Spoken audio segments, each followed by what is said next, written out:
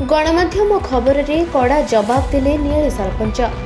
कटक जिला नियाली ब्लॉक रो नियाली पंचायत रे गत किछि दिन हला चली सरपंच कार्यकलाप को नहीं चर्चा।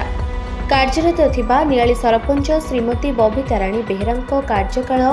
4 वर्ष पूर्ण हेबाकू जाउथिले मध्य आज पर्यंत कोनोसी आखि दुसिया कार्य करिनथिबार अंचलवासी गणमाध्यम माध्यम रे प्रकाश करिसंती। यह व्यतीत अंचल में पानी समस्या, रास्ता समस्या एवं आलोकर व्यवस्था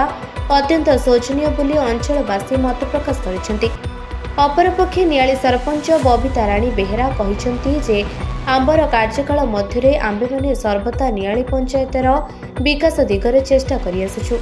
एवं क्षमतार थिबा पर्यंत एपरि कार्य करिबा पई से आत्मविश्वास भावे कहिसेंती।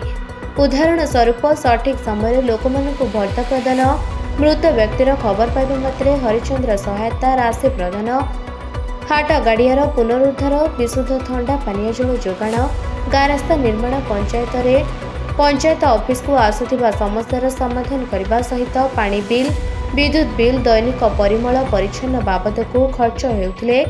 मध्य वार्षिक पंचायत पांठी को आसुथिबा टंका 18टी वार्ड को यथेष्ट हेउनाही बोली से कहिसेंती। तथापि निजे गोपाल साहिर ड्रेन कार्य निमंते व्यक्तिगत पंचायत पांठी 2टी फेज रे 8 लाख टंकार काम 2 मास मध्य शेष करी नियाली अंचल रे एक चांचल्य सृष्टि करि परिछंती।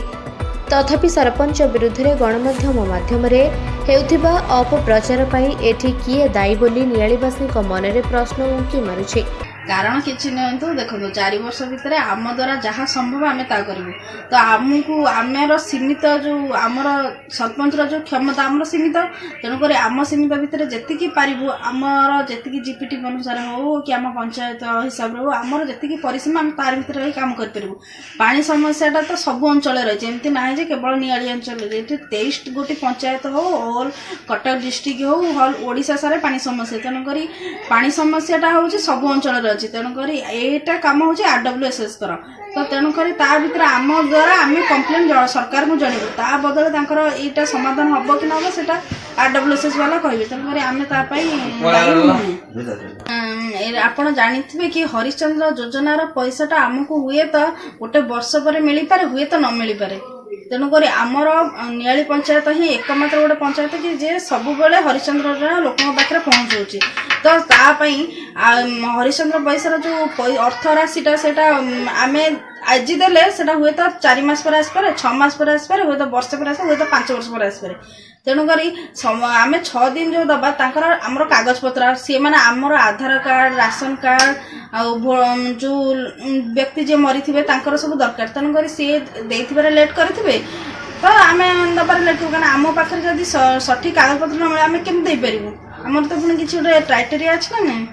नियालीवासी जानी मो अंचलवासी मत से सपोर्ट से अपेक्षा कर जगह बसी तेणुक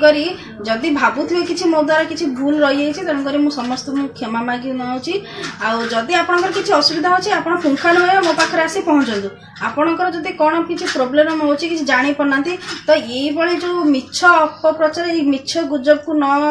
शुणी आपण प्रथमे मो पाख आसतु तार संपृक्त समाधान कि आपण भावुं आम कौटी कौन पैसा मारिचु कि जहाँ भी आप किसी शुणुंट अपप्रचार शुणुंट